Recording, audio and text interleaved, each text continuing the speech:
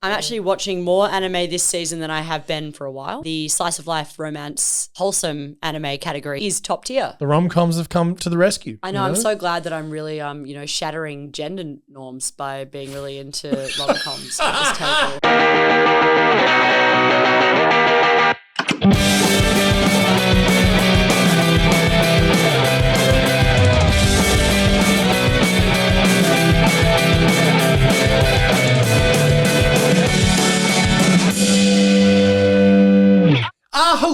Hello, and welcome back to Gateway to Anime. How are you all? What's going on? Charlie, what's up? Hi, not much. Here to talk about my thoughts and feelings and on anime in general. Good. Thank God. I've been feeling bloody blue, guys. No one needs that. No one needs that. That's why. Graham, hi, mate. I just heard talk about my feelings too. Maybe some anime? I don't know. All right, we are going to do a little mid-season spring 2023 anime season check-in. So again, last time we went very early on it, which meant we were reading a lot of synopsises that a lot of us hadn't even seen the first episode of, which is kind of fun and exciting. Now, we'll of course come back and do our seasonal roundup, but now we're at the mid-season. Just want to check in and be like, where are we at? What are those shows that we didn't really know much about? Are they good? Are they bad? Got one that I read out as a synopsis. Turns out, real bad. That is, of course, Dead Mount Deathplay. That was the... I watched it as well. It's so fucking shit, dude. It's etchy. It's like, it's fan servicey. It's like the most fucked up show ever. It's fucking, it's actually shit. So, I mentioned it before. It's a reverse isekai where like a dark necromancer gets defeated by the grand shining hero and gets transported to Earth, where he is, of course, a ridiculously overpowered necromancer. Got a lot of Overlord vibes, but in reverse. It's trashy. It's fucking etchy. There is fucking like really, really painfully and uncomfortably sexualized female characters. The whole new cooked, level. dude. Yeah. Like, it's cooked. I watched the first episode and I was like, I just went on a podcast and suggested this. I'm ruined. I was like, oh shit. Like, and I watched like 3 episodes and I was like, it's getting worse. Like, that's the problem with anime and like.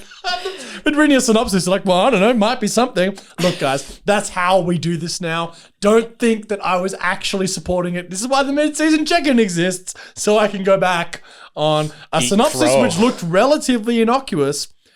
There were some red flags in retrospect, but I think it's based off an actual ecchi manga. It's bad, dude. I think it's actually, because I remember I was on Reddit and someone was complaining that they cut down some sex scenes in there.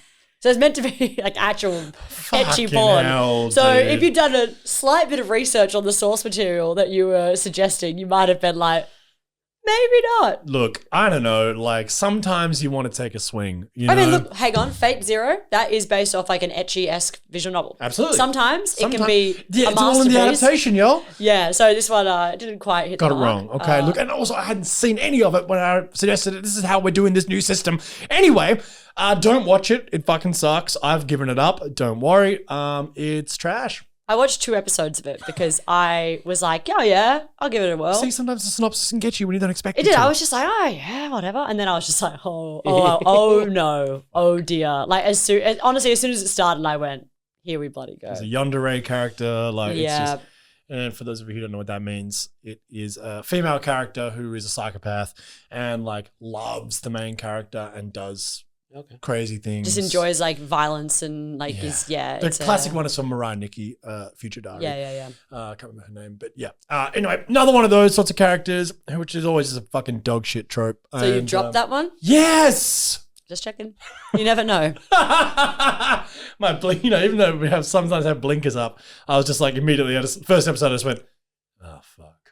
The second episode happened and I was like, no. Then the third episode I was like, fuck, dude. Like, what the fuck? Like, what a mess.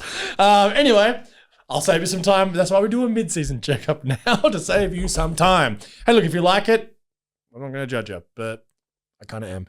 Anyway, Graham, what are you watching in mid-season that you're enjoying? What's happening right now? Or hating? Hell's Paradise is okay. We can all agree on that. banger. Banging. Demon Slayer is demon slaying. Slaying the demons. Couple of bit of stretched out stuff. Couldn't stand that first episode, man. Yeah, Give me really? People love whiplash. that. when they go to the Infinity Castle. That was cool. I loved that. It was fun. Like, I like he's falling through, and you're like, wow, this Infinity Castle is really infinitying right now. But like when it's Musan, he's just literally like just pouring shit into a beaker, and it's like pow, flash cut, intense droplets split. I was like, nah, it's too much. Really, I liked it. I don't know, maybe I'm basic. You're hiding your own supply here. I was so into that. I was more interested in. I just watched some ecchi bullshit which I'd suggested to people. I was hysterical. I was like, thank God, it was something just too good. much. It was too bombastic. There was too much going on, and it's just like the whole point of that scene is that you get to see the upper moons. Yes, big deal. It's the upper moons. But that stuff was great. But like the smash cuts of him just getting angry and crushing a beaker, and it was just too much. So the direction upset you? Yeah, it was just, we're already on board. You don't have to hype us up more than, I just didn't like it. I like the chick that strums and they disappear. Oh, she's great. Yeah, Oh, yeah. that was cool. All So that stuff that was would have sounded weird out of context. She strums away. Yeah, but if you're not watching Demon Slayer, then, then what are you doing? just Come do on. it because it's a good Seriously, time. yeah, come on. What else is going on? I watched the first episode of Mashle. I've watched a couple of episodes. I've watched a bunch of episodes of Mashle. It's average. Yeah, I agree. It's mid. Pretty average. Real mid. The humor fine. isn't coming across. I agree. It's not that funny. The animation is pretty shit. I think it's mid. I think it's real mid. I really enjoy that manga, and it's not Really? good adaptation. The Yeah. humor in it is, it's probably the difference in the formats, but the humor just doesn't hit. It's mid, real mid. So I was pretty disappointed about that. Agreed. I recommended something that Your turn. now need to stop.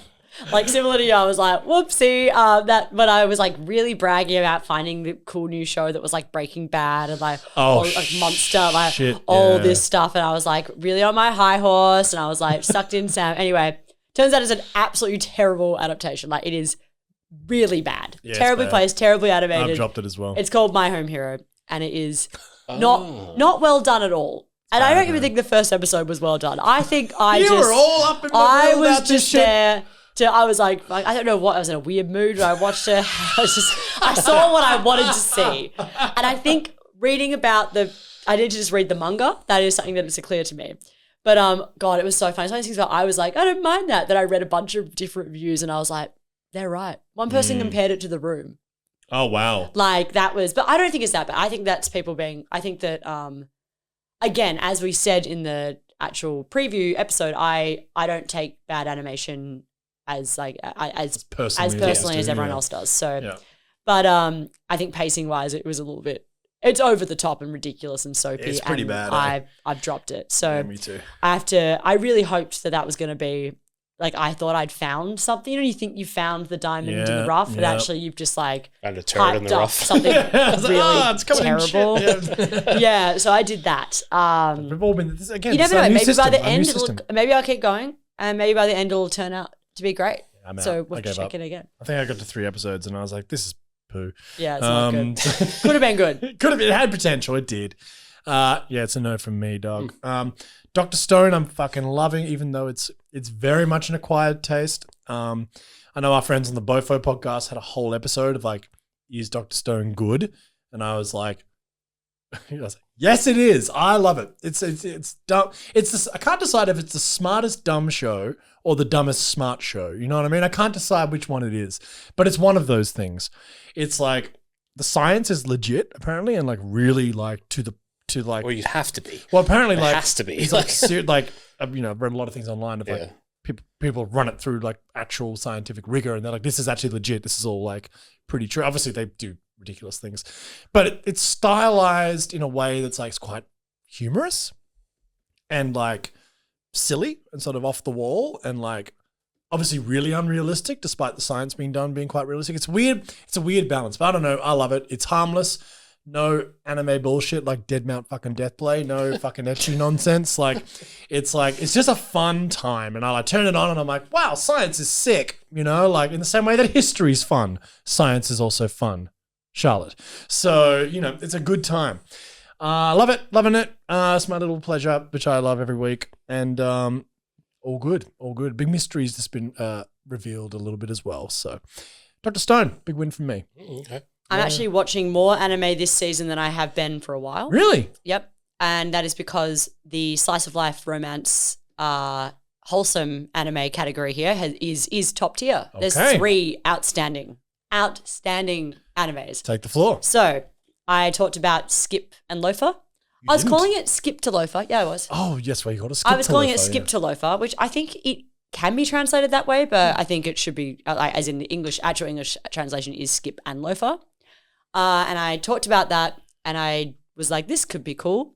Anyway, I've since watched it, and the last time I did this was because I watched an episode, and I went, I simply must read the whole manga. And I wow. read the Wow, entire manga. okay. Really? Yep. So now I've Shit. read Skip and Loafer, and it's my favorite. It's not finished. Okay. So good. Last time I Up to did that was Blue Period, where I was just like, Oh, I yeah. simply must read this. Like, it just Wow. That's good. there was some kind of feeling about it. And I think for those of you who are playing at home who didn't listen to the other episode, I didn't really go into that much. I kind of just at the end sort of talked Yeah, about it yes, briefly. 'Cause I don't think it actually had aired at that time.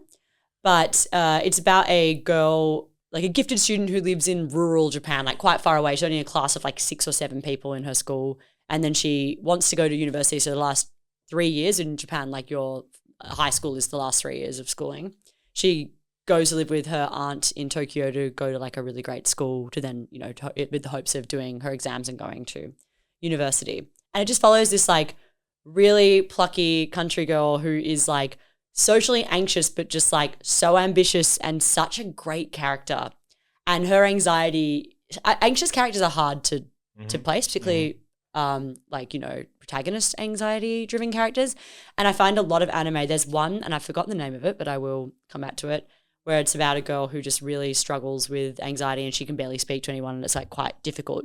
This girl's not quite like that. She's actually quite confident in the end, but she just struggles with being overwhelmed. She's like pitch perfect. She's one of the best protagonists in shoujo. And it's very wholesome. There's nothing problematic with this show. It's not fan service. There's nothing even a little bit weird about it. I'm kind of like, it's fine except for this bit. It's actually completely wholesome.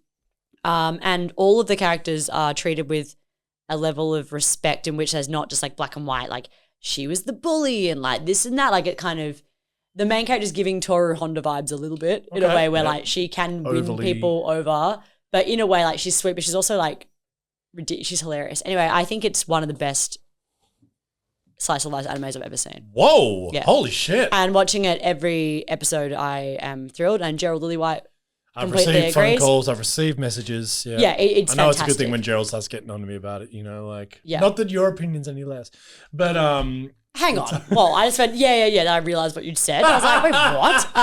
No, but I think I really recommend it because it's really well animated as well. It's beautiful. It's great. It's a great adaptation. Because Wow. I've read the manga now. I'm the manga girl manga girl. for this one. Shut up. And I still, even though I've read the manga, I'm still watching the anime. Wow. Yep. That's good. Okay. Yes. Wow, I mean, it's good. that is a glowing endorsement. There's also another called Insomniacs After School, which I talked about briefly, again, had not aired in the time in which I was doing the other episode. But the concept is there is the protagonist who is a male student at a school who suffers from insomnia, like really badly. And so he's known for being kind of grumpy and all this stuff. But there's this astronomy tower in the school. It's like a science school. It's got this amazing astronomy tower, but there's always rumors about it being haunted. No one wants to go near there. There's no astronomy club. It's abandoned. He ends up having to go and get some supplies from there one day and thinks that he's getting haunted, but actually there's another student, this girl there, who also has insomnia but finds that she can sleep in that tower. So that's her thing. Like she can sleep in the tower. Nowhere else. Well, she can't like at night, as in day. And insomnia, it does kind of work like that. Like in the daytime, you just like at times. So she would just go in between classes and sleep there. And she'd been spreading the rumor about it being haunted. Like she just made it up so no one would go there. So she gets some shadow. Okay. They meet and they become friends and they realize they both have the same problem. But they both don't want to tell anyone about their problem because they don't want to be. She's got a chronic illness and she hates people worrying about her because of like trauma from her past in that way. So she doesn't want her friends to worry. She's really happy. She's like the opposite of him. She's like super happy-go-lucky, like, and he's kind of grumpy. And they end up basically meeting in this astronomy tower to sleep, and like in a way that's completely wholesome. Like as in like they'll pass out there, but then they also have like their insomnia club in which they'll go like and do just hang out in around the school grounds and meet up at night at midnight. And he brings his like camera and he starts doing like astronomy photography and stuff like that. So actually really, really wholesome, really great. Yeah. And as it turns out, one of the teachers catches him in there and is like, this is sus. You can't be like, are you guys actually just hooking up in here kind of thing? And they're like, no. So then they end up having to open the astronomy club for them to keep on using the astronomy thing as like their base to have like a reprise. It's actually really, really good. It's as good as Skip and Loafer. Wow. And it's, again, you're eating well this season. Seriously. And there's another one that's also really good as well. Like I've got 3. I was like, oh my God, this never happens. Apparently the mangaka for the Insomniacs After School, it came from a really well-respected source material. Female mangaka, right? You can tell. I think the protagonist is a male. It's just really wholesome and like him learning, star photography. That's not the official word for it. Like nighttime star photography. At night, you say? At night. At night. The stars. But yeah. During the day, it's just pictures of the sun. It's awful. It's terrible. Blue. But it's very. I can tell that it's gonna be sad. I was like, someone's dying. Like, I don't know. I have not read but I literally was just sitting there going like, oh, this is your Lie in April territory. Yeah, okay. Yep, and I was God, please don't let the happy-go-lucky girl who was sick in her childhood die. But as if she definitely is going to. I'd be willing to bet a lot of money on that. I would do the same thing right now. But I don't know anything. I have not read the... No spoilers here. But yes, I'd watch that. Really, really good. That's what I'm watching. What about Loving Yamada? Well, I was about to say. Okay. So I was saying I could be cancelled about this one because I think he's in high school. He is in high school. But I don't really wish he wasn't. So again, just to that out of context sounded way worse than it actually is. Loving Yamada level 99.9, or My Love Story Yamada, it's different translations of that. It's about the girl who plays a MMORPG. What does that stand for, Charlotte? Massively multiplayer. Yeah. Role-playing game. You missed the no. Online. Yeah, hey. Nailed it.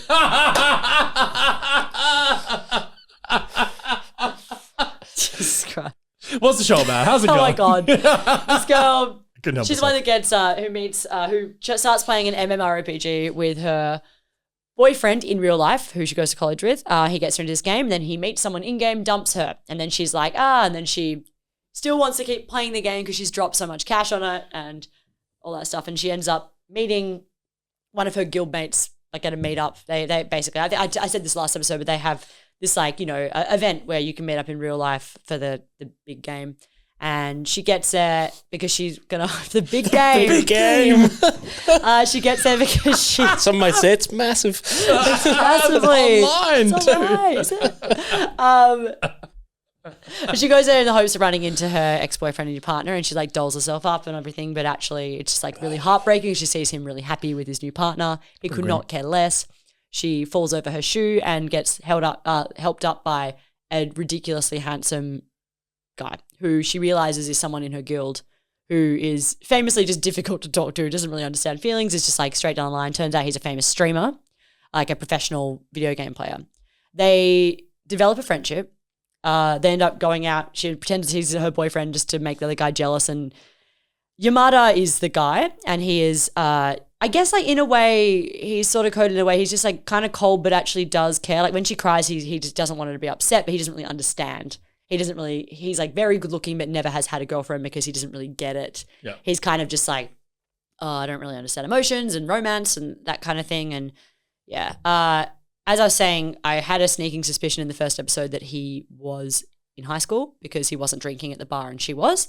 I was right. And I was just like, it annoyed me because one of the reasons about this show, to be fair, she's 19 and he's 18, like 20 and 18. Like it's 2 years. And apparently, and this is a spoiler, apparently in the manga, before anything romantic happens, he has graduated and is in college. Okay. But I'm like, why couldn't he have just been out of school? Yeah. Like what's there's the no school storyline with him being in school. He Why lives do it? alone. It's bizarre. He doesn't live with his family. He has his own apartment. He has like completely, like it's just like to show him in a school uniform once. It just annoyed me because I was like, why could not he have just been an adult? And then like, anyway, it's not, when you watch it, it hasn't annoyed me as much as I thought it would, as it made me that uncomfortable because I think it's not romantic right now between them. And it's not, because the gap is very small in terms of, yeah. But I think this show it's Madhouse. Oh, it's Madhouse. So it's so well adapted. It's beautiful. The animation's great. It's funny. It's well paced. It's hilarious. I've laughed out loud many times in the show. Great soundtrack. I like the protagonist. I like Yamada. I like everything about it. And I think that the way that it kind of plays into the idea of like online, offline worlds and romance and just being a college student and that kind of stuff. I think it's a really great show, and it's not like it's really rare to have that in anime. Yeah, right. Yeah, So right. I'm stoked. I wish he was not in freaking high school. He doesn't need to be, and I would like to Sucks, man. complain. But Write some no, strongly worded letters. I do feel a bit better knowing that like he is 18, I guess, but also he is leaving. You know, because the drinking age in Japan is 20, so Yes. that's he's leaving high school soon. But it's like it was so unnecessary. Yeah. Completely. Yeah. Completely unnecessary. But there's she's great. She's another Toru Honda. You've got to Bring Fruits Basket into it somehow. Wearing a shirt for it. It's all Yes, happening. absolutely.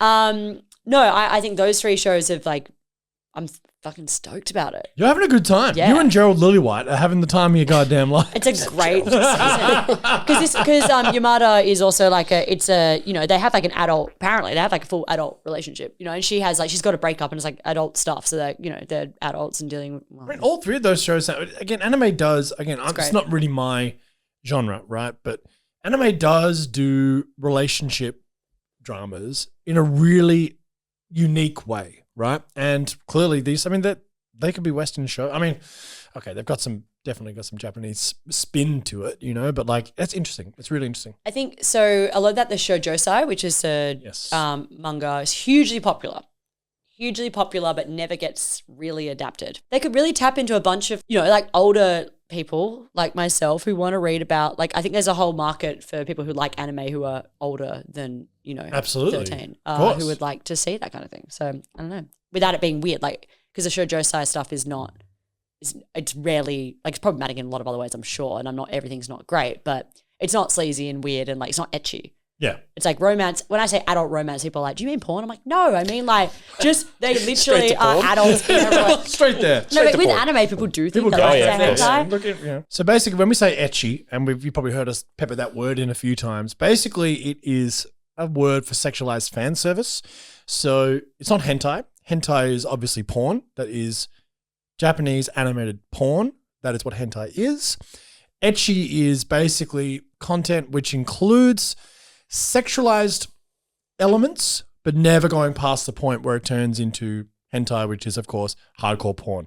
So ecchi is, I can't stand ecchi, and like a lot of shows, like there are ecchi shows, right? They exist, which are just like, you know, or everything but hentai, right?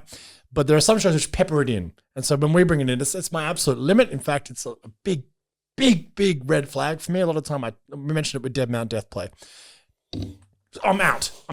Like 100%. And it's a big problem with, of course, one of the biggest shows, and it's not airing this season, but of course, Mushoku Tensei, ecchi.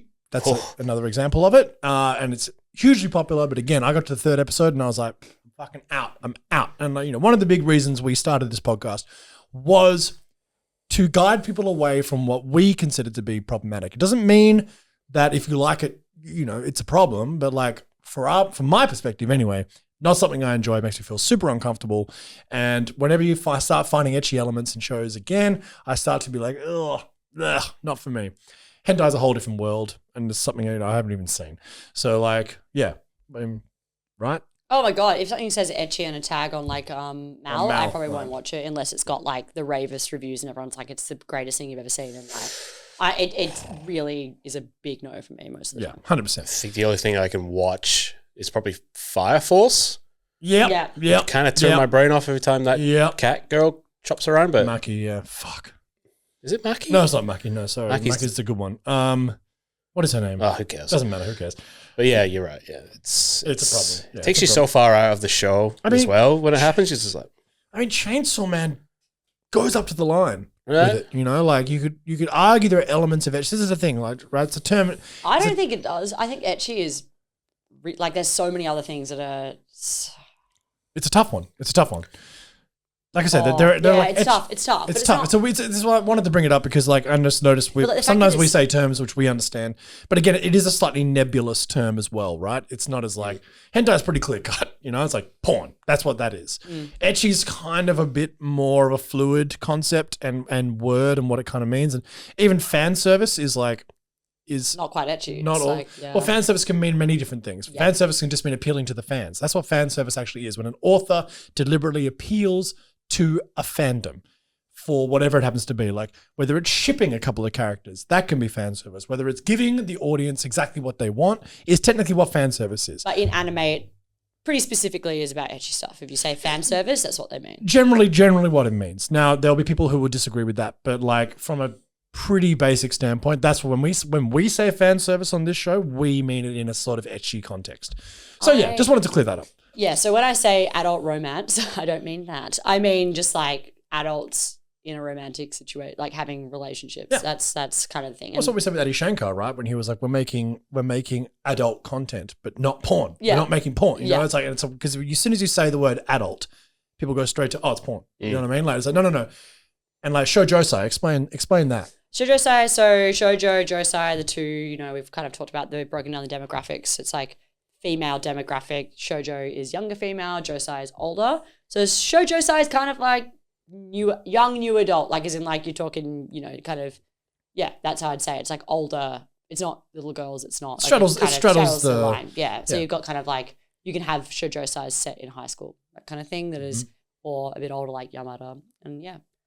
I think we need to talk about one that we really missed entirely and the reason we missed it entirely is because I read the synopsis and I went, you could not pay me to watch that. This is going to be interesting. Can't wait to find out what it is. So here we go. This is heavy. I'm going to read the synopsis out for you of this show that is, I reckon, the best received show I've seen in a lot. Like It's the topping- reviews, it was #1 on Mal. Yep. It's got like 5 out of 5. It's the pilot episode people freaked out about. It's topping almost every Reddit list every week. It's I don't know what we're getting talking right about. at Anime This Corner. is exciting. What have I missed?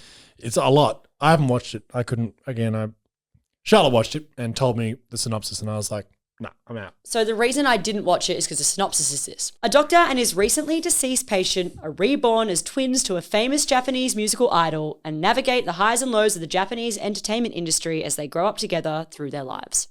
So I read that, and that's a very basic one. I think that the one that I read was a bit more detailed. It was like a fan of a teenage idol, like her doctor's murdered and reborn as her child. And I was like, this sounds like a whole lot of yikes. Hooked, dude. What's What's it called? Oshinoko. Oshinoko.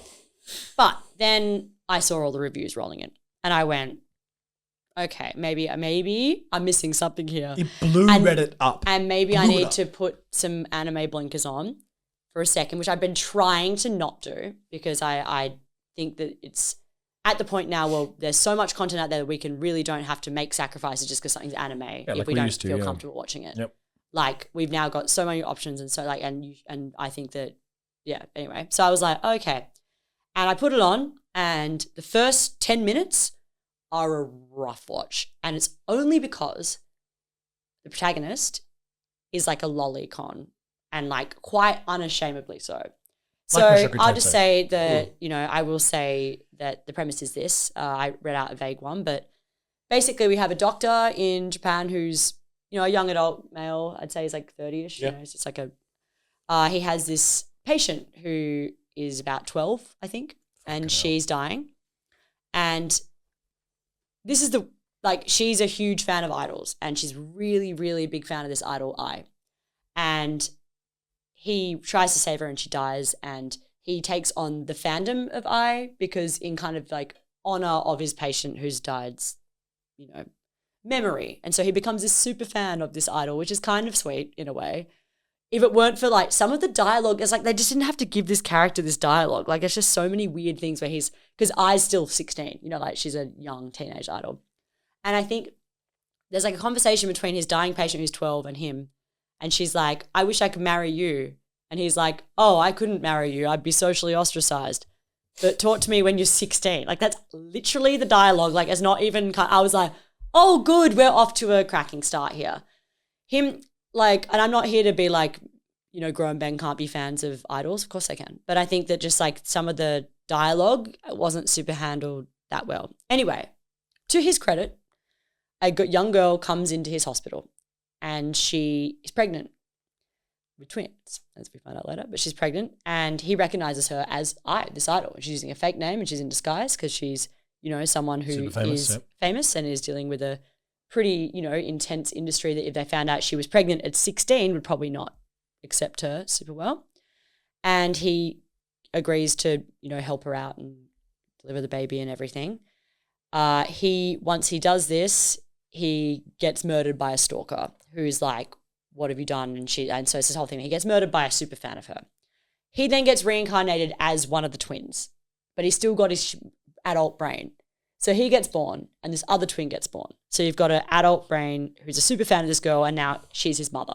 She's still 16, might I add, in this scenario. Fuck. And he doesn't there's bits, so it's like Look Who's Talking-esque in this way. Like, it's not that. It's like. Also Mushoku Tensei. Yeah. But I was like, is it like this weird horny baby thing? I don't know what that is. What trope is that? But it's not actually, because he refuses to get breastfed by her, that kind of thing, because he doesn't want to disrespect her. But the other baby is also somebody who we know later who it is, someone else who's been reborn who's happy to do that kind of thing, who is a girl who turns out to be, this isn't a spoiler, turns out to be his patient that died. Right. Gets reincarnated. Anyway, this episode, once I got to that point, I was like, okay, I think we're in the clear for some reason. I don't know why we had to have him being that way. What kills me about this is that the fucking final act of this episode was the best thing I've seen in a while.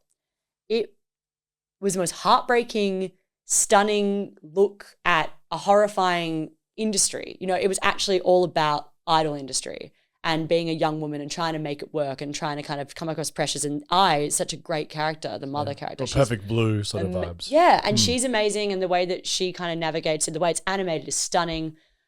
All of it's great. The reason I think that the first episode was so widely praised is also it's like 4 in 1. It goes for an hour and a half. Oh, wow. Yeah, it's like a full movie length.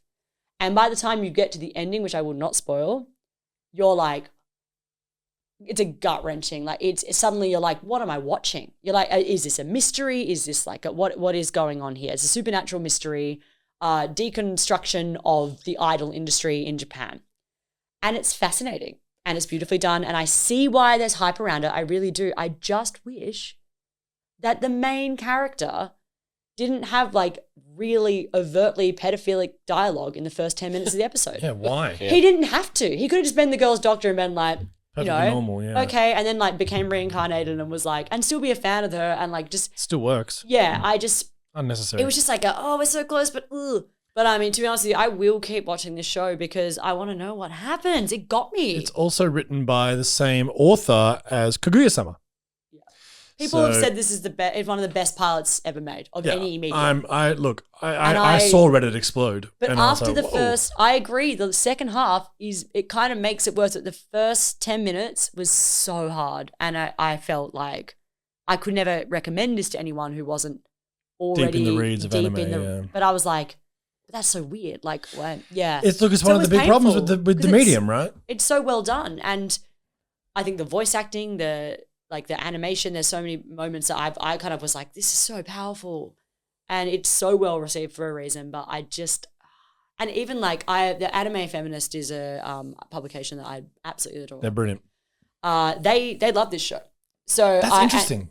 Yeah, because I think that the gender discussion and a lot of the interesting things about it kind of outweighs. They do mention but I'm like, I still just found it deeply uncomfortable. I don't think, of course. And for what we are, which is Gateway to Anime, which is recommending things for people to watch, it would be a tough sell. Yeah, people would look at me like I haven't watched it for that very reason. Haven't done it. It's not as bad as Mushoku Tensei, I don't think. Okay, good. But I also think the issue is that this guy, the main character, whose now name is Aqua, and his reincarnated name, he doesn't get any. There's never any no one ever's that was weird what you were doing outside of a joke. So it's kind of really normalized. It's fine. Whereas at least in Mushoku Tensei, he was an ostracized character. Yeah. But I don't think they're as bad as each other. I think Mushoku Tensei is he's a piece of shit. Yeah. So really I feel like that people who are fans of they might come to me and be like, you obviously don't understand, but whatever. I genuinely think it was a brilliant piece of art. The pilot episode was stunning. But you need to just take on yourself, look at the trigger warnings, look at everything, and see whether or not you are willing to get through just a bit of weirdness. By a bit, I mean a lot of weirdness. Look, I mean, we could literally do a whole podcast on this topic. You know what I mean? It's like, we're not going to dive too, we'll keep it brief. But I want to keep tabs on this because I think it's such a conversation that needs to be had in this medium as Western fans, which is pretty much what our whole podcast is about. So yeah, I think it's fascinating. Again, I haven't watched it because I just like, after, I'd read enough about it to be like, you know what? Don't need this in my life. Don't need it in my life. I don't care how good the fucking pilot is. I don't need this content in my fucking life. I think so. I don't know. That's just me. I want to be cautious when I talk about it because the power in the pilot is not really knowing what you're getting yourself into, and that's so. I think that when I saw the poster, I went, "Is this just a weird idol isekai?" Like that's what I thought, and I think that's what it's deliberately packaged as. Yeah. It's not quite that. You read the manga. What did you think? Did it make you feel uncomfortable? Or was it okay? I just can't get by the whole "I'm now a baby." Yeah, I know. Type aspects. It's fucking weird, man. Shoka Tensei. I watched a lot of that, but the whole I'm a grown man as a child. It's cooked. It's cooked. That, to be fair, by the end of the pilot, he's not a child. Yeah. They grow up pretty quickly in this one. It's a kind of a sequence where it kind of like, and that's not a spoiler. It's like the ending of the pilot is them as teenagers. I just think it could have been done differently. And wouldn't have taken much to make it better. No. But again, it's like, look, I'm not going to go into the reads on this, but like, Japanese culture is very fascinating, but there is obviously there's always been a lot of problematic content towards women. The age of consent was incredibly low until very recently. These are massive issues. And again, I don't really want to get too far into this because like I'm not going to sit here and be like, Japanese culture's got all these problems. But it does. Every culture does, okay? But like one of the major problems that we have when we watch anime is that stuff, and it's just like, no. Wrong. What's wrong. About this one? Some things are fucking wrong. But this show, a whole huge part of it is highlighting issues like that within the entertainment industry in Japan. Like that's kind of the point of the show. It's interesting. It's when you're kind of like, is this a part of the point of the show? And maybe my discomfort in that is sort of and I don't know. To me, I kind of couldn't get past the grown man and the baby thing. That was my big caveat there. And the main character just being blatantly like, I was like, whoa. But I think that the show does do a good job in highlighting issues with being a young teenage. Because like the mother is 16. Interesting. And so you're kind of like, holy shit, like you're this young, like a child having kids, trying to keep that a secret, trying to make it work in this cutthroat industry. It's really interesting. It is. Anyway, there you go. Maybe watch it. Actually, maybe you should watch it. Fuck. I don't know, but it looked fascinating. Maybe it's my favorite show of all time. I don't know. I don't know. don't know. I don't know though. I'm so confused. I will watch it, I think, just because I want to keep tabs on it because it's an interesting. It's saying something that is fascinating. Yeah. Like, am I okay? I don't know.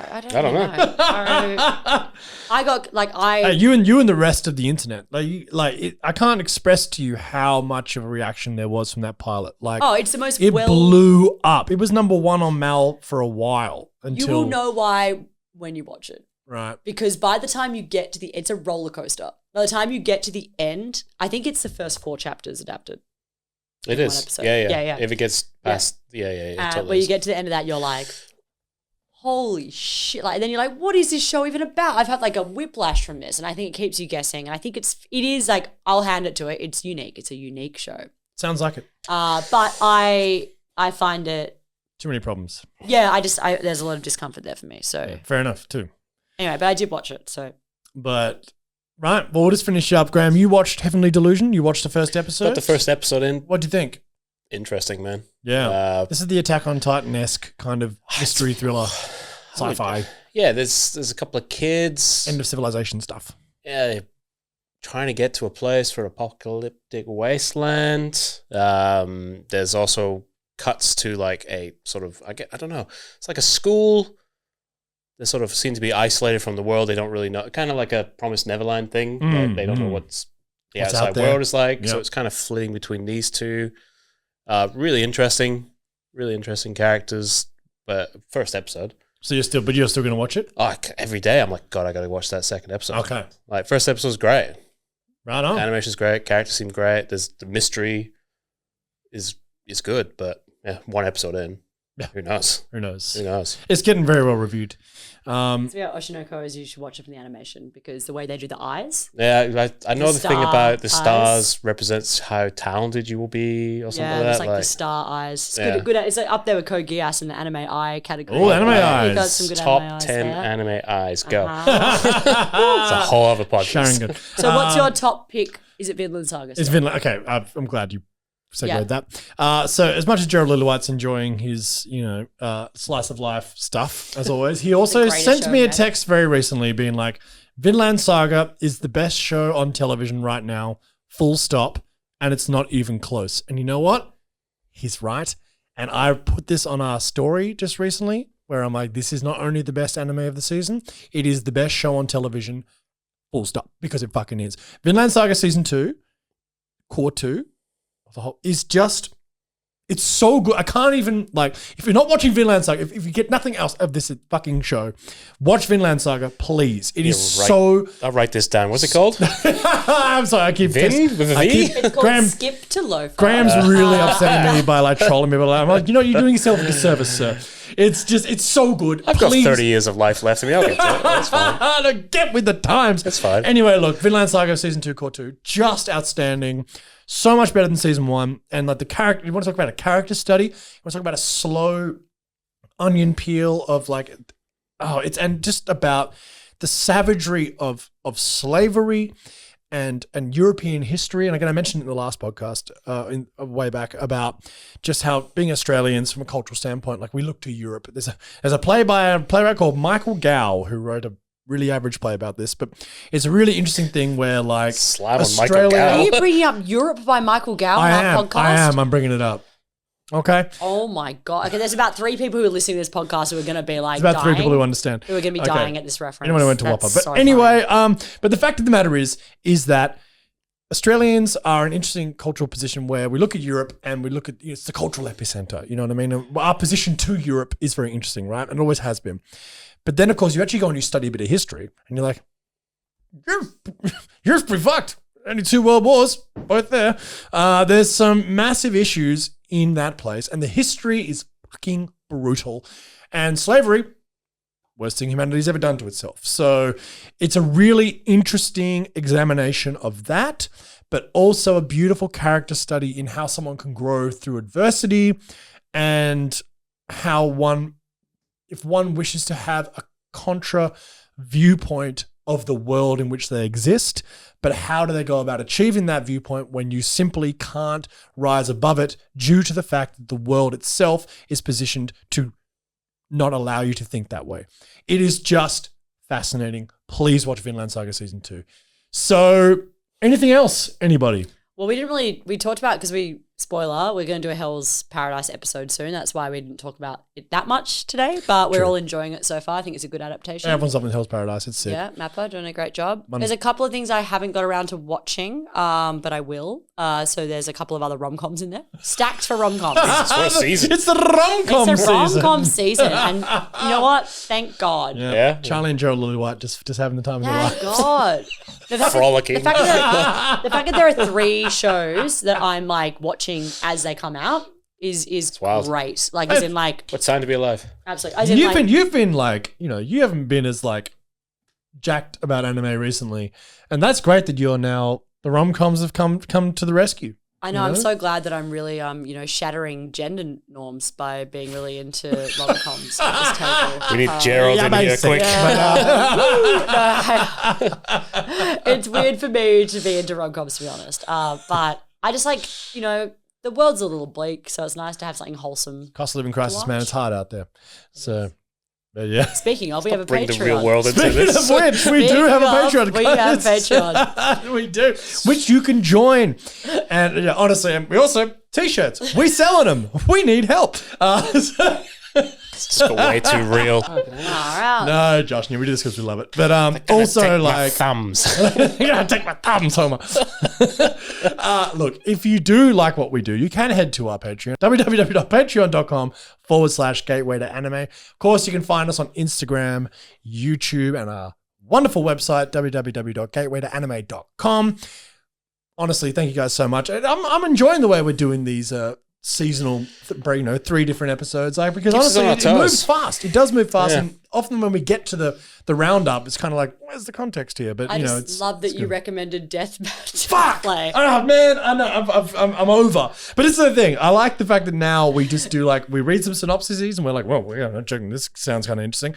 And then you get to the midpoint, like, it's not. It's bad. And then we get to Abort. And honestly, I'd be intrigued to see if we go with our wrap up because there'll probably be something that I'm like, oh, I should have been watching this all along. This is the thing, and it's a movable feast. And we're very happy to be on the train. And I hope you are too. Tell us what you're watching in the comments. Let us know what we've missed. There might be a big sleeper that we're missing. Or let us know about your thoughts on any of the shows we've talked about. Thank you so much. Enjoy the rest of the spring 2023 season. We'll be back with our roundup in 5 or 6 weeks. So that's time flies, baby. Thanks so much, Charlie Graham. Thank you. Thank you. See you next time.